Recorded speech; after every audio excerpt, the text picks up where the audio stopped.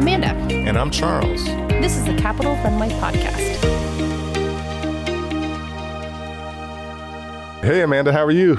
Hey, Charles. Happy summer. Yes, it's good to be back, and it's hot. Hot, hot, hot. How's your summer going? I'm enjoying it. I'm looking forward to a vacation just to kind of get away for a minute. But so far, so good. Where are you going on vacay? Annual trip, Martha's Vineyard. Martha's Vineyard. Yes. So I'm looking forward to getting away from all the hustle and bustle for a week. Yes. What about you? What's going on? I am actually going to Japan. Nice. Yes. I have a lot planned for that trip. It's my grandmother's 90th birthday. Wow, nice. So happy birthday to her. Yeah, so it'll be nice to get away. It will not be cool. It will be very hot, but that's okay. I'm excited. But I'm sure you'll have a great time. Yes.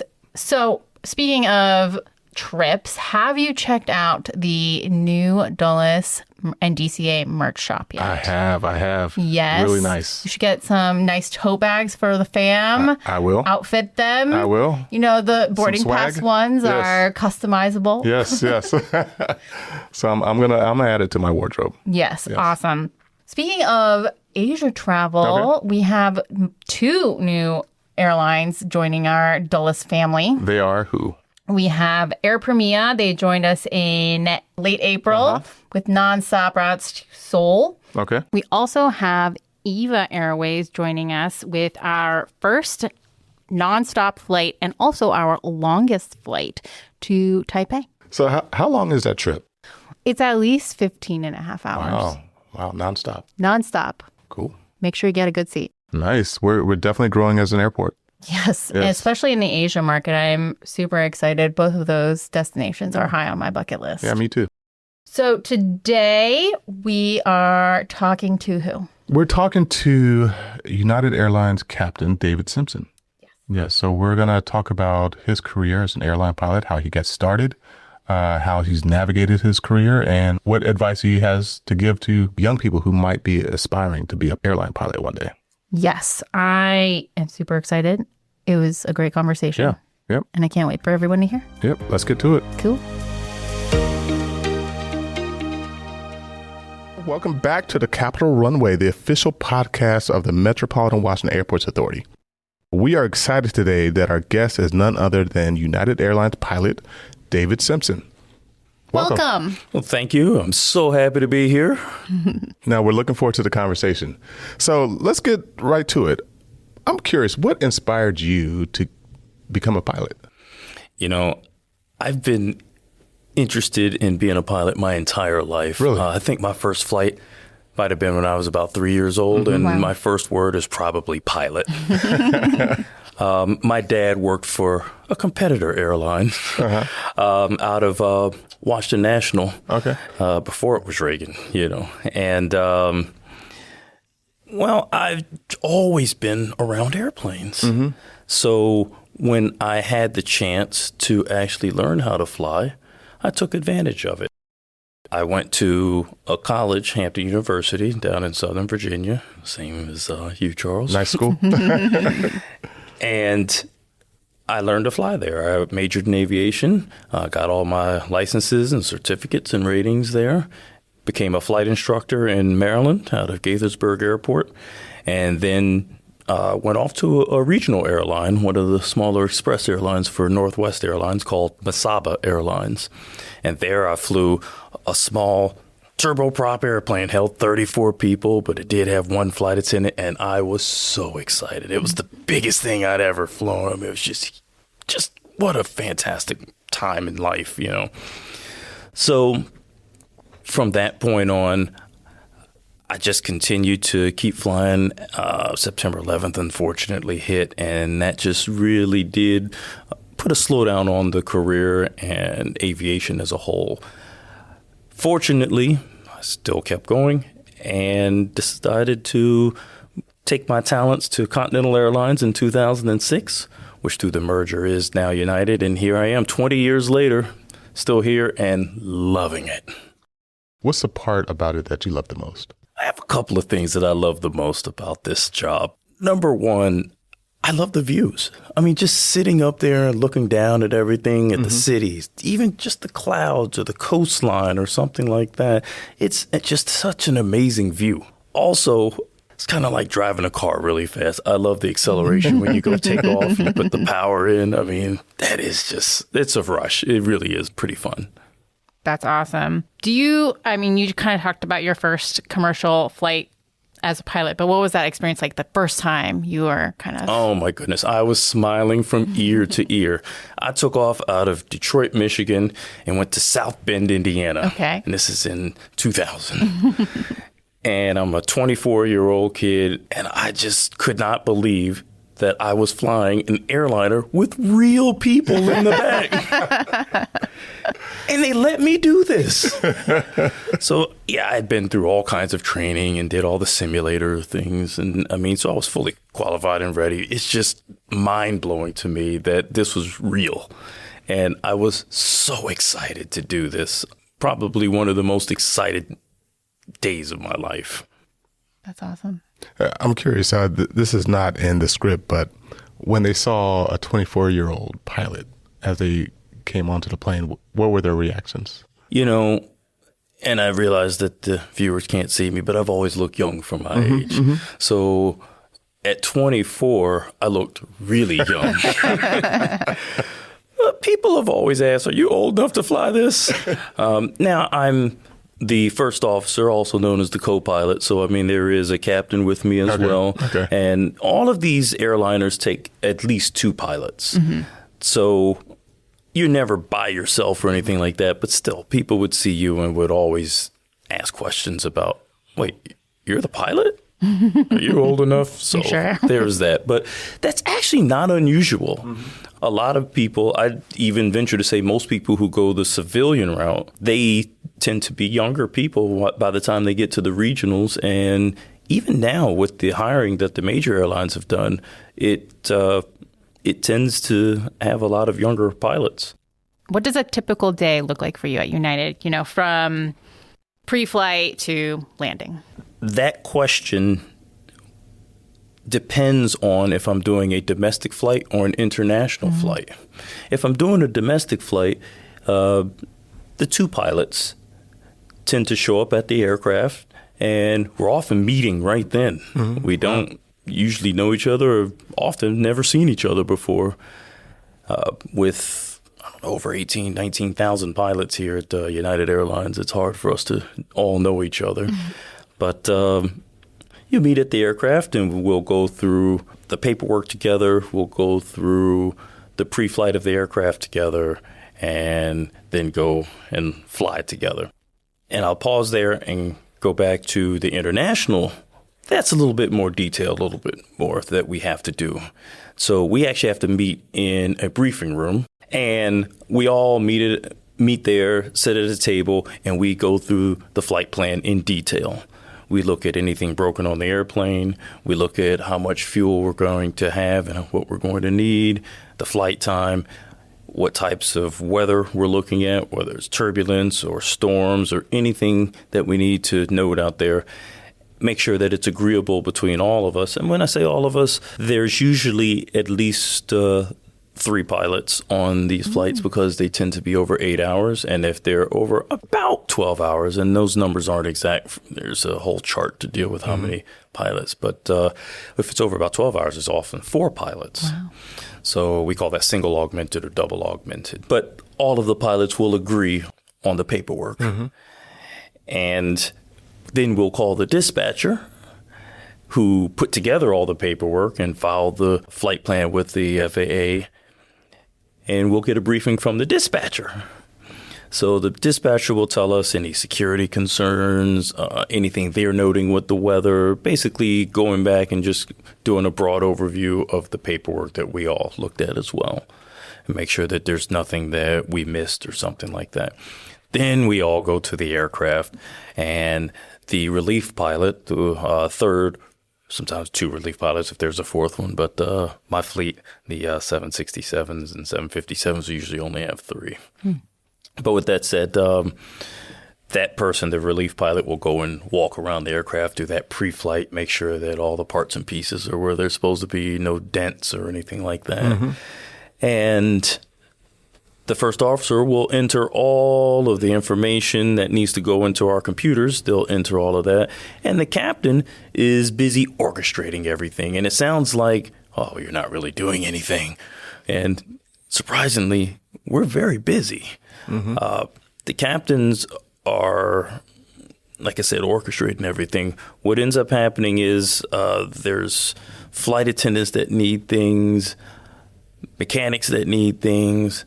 The ramp personnel who are loading the bags need things. The fuelers need things. There's always things that need to get done. The gate agents need things, customer service, all of the.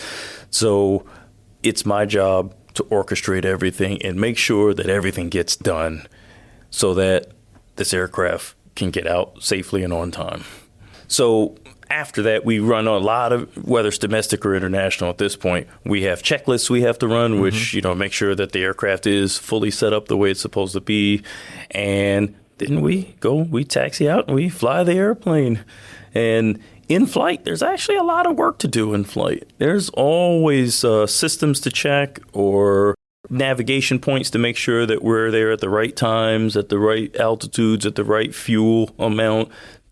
So there's always progress to see. Air traffic control is always talking to you and having you do things. So it ends up being quite busy in flight, whether it's domestic or international. Like, I had no idea that, for the most part, the flight crew did not know each other prior to the flight, meaning the pilots, for the most part. Yeah. Yeah. You guys actually meet up at the gate and actually introduce yourself. Okay. So the great thing about airline flying is that we are all trained to a certain standard. And one great thing about United, they are big into training and big into safety. So when everybody is trained to a certain level, everybody, even people who are the first officers or co-pilots, as some call them, are trained to be captains. And so everybody is on that level. Yeah. And it's easy to swap from one person to a different person, and we all know what to expect from each other. Our jobs are understood. What we have to do is all understood. So, again, you can swap from one person to another, and it's very easy, but very rarely do you get to fly with the same person twice. Fascinating. I've never really thought about it. Yeah, because you typically see everybody come to the gate at the same time or leave at the same time and get on the shuttle to the hotel. United likes to hire people who they can do a 4-day trip with. And one of the things that they do deal with is personalities. They want to make sure that we're hiring people whose personalities will actually work together and enhance each other. And we do take a personality test just to even get the interview. So overall, I'd say most people get along very well. So the Washington region has some of the most unique and complex airspace in the country. It does. What makes flying into Reagan National or Dulles different from other airports? The close proximity of each of the airports to each other and the airspace all create a very complex system. There is some prohibited airspace over Washington, D.C. that actually you cannot fly over. When you're coming into, say, Reagan National, you have that river visual approach, which is iconic. I mean, all over the world. You have to stay over the river. Between the Pentagon on one side, you got obviously the government buildings on the one side. It's just, you have to stay over that river. And that makes it difficult because we're used to lining up, maybe 10 miles out or something, and then just going straight in. And here you're not lining up with the river until maybe a half a mile out or something like that. Washington Dulles is actually a joy to fly into because you can do that lineup. It is a big open airport with a fantastic layout. So as pilots, we actually enjoy the space. We enjoy that it's easy to navigate. And because delays are actually not as bad out of Dulles, we can get in and get out. So that actually makes it a joy to get in and out of. So between the safety systems we have on the plane, air traffic control, training that we go through our simulators and things like that, it just makes operating in these complex airspaces really a joy. I love the challenge. Yeah. Cool. What are you looking forward to most for aviation? Like what's coming next? Or is there anything that you're looking forward to next? I look forward to the growth and this new generation of aircraft that are coming up. This 787 that we're taking delivery of is just a great airplane. And while I have not flown it yet, I will very soon. And I am really looking forward to spending my last decade plus at this company flying that aircraft. There's some big technologies with VTOL, the vertical takeoff aircraft that they're looking at bringing on board. Obviously, we have the boom that's going to be coming with the supersonic flight. Those are things that I think it's just an exciting time. It's going to be so exciting to just watch how aviation just grows. Very cool. So what's your proudest moment as a pilot? Let's see. As a pilot, my proudest moment, upgrading to captain. Just becoming a captain is just one of those things that you end up doing and you're just like, I made it. This is the real deal and this is mine. And when I say mine, understand it takes an entire team to get an aircraft going, whether it's flying or dispatched or whatever. I mean, it takes a whole team. But you're the captain. You are the one ultimately in charge of everything. And it is really, I would have to think of the right word here. It's just powerful. It just makes you proud to be there to do this. Yeah. I mean, a dream realized, right? When you become a captain. As somebody who's wanted to do this his entire life, I mean, as a kid in elementary school, I would do projects that were aviation type of thing, a science fair project. Oh, I want to show you how wind goes over a wing or something, or, how an airplane goes through the air because it's aerodynamic, big word for an elementary school kid. But everything was aviation based. So for somebody who's always dreamed of this, and Charles, you might know, from college that this is just all I ever wanted to do, to finally not only just doing it, but then again, being the captain and stuff like that. It really makes me proud. And you know what? It makes my parents proud. Yeah. I know my wife and daughter are very proud as well. I hope. What advice do you have for any young people listening that have a similar dream of getting into aviation? So what advice do you have for them? A couple pieces of advice that I can think of. If they really want to learn to fly, first and foremost, go out to a local airport and fly. Go get what they call a demo flight and just see if it's for you. That's first and foremost. But after that, there's several different ways to go about things. There's a military path. There is a civilian path. Whichever path you choose, go for it. And don't give up. Neither path is easy. It is not easy. But keep going. Don't stop. Just keep pushing through. Even if you have setbacks, don't stop. Keep pushing through. You will get here. You will fly professionally, and it's going to be one of the greatest experiences of your life.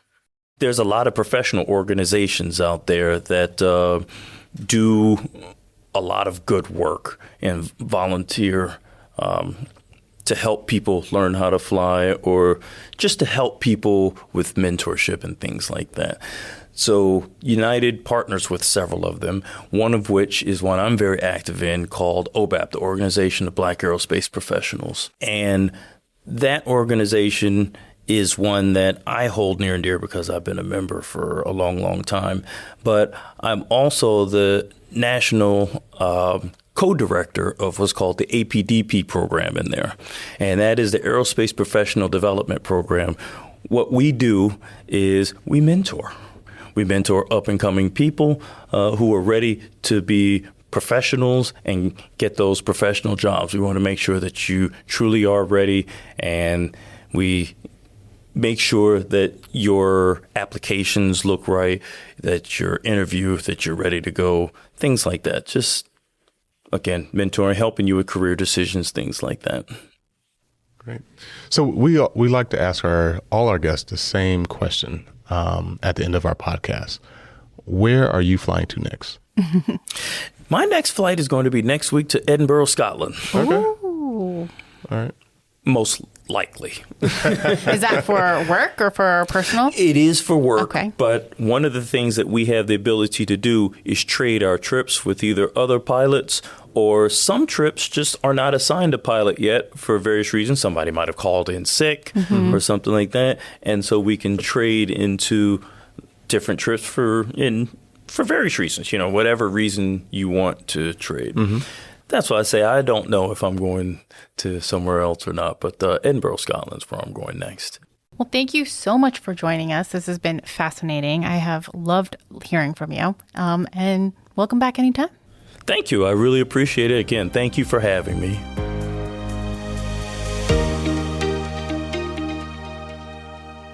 All right. That was a great conversation, Amanda. It really was. Yeah. Sometimes you talk to people and you just know that they are doing what they are meant to be doing. I really felt that when I was talking to him. Yeah. You can definitely tell he loves being in the cockpit. Yes. He loves aviation. He loves flying planes. It was just really refreshing to have that conversation. Yeah. And just all the insights that I was completely unaware of until we heard from him. Yeah. But I also love how he gives back, and he looks to mentor the next generation of pilots. Yes. And help them navigate their career at United Airlines or any other airline. Right. Yeah. Cool. Where can people reach out to us if they have questions? Yes, send an email to info@thecapitalrunway.com. We look forward to hearing from you. Thanks.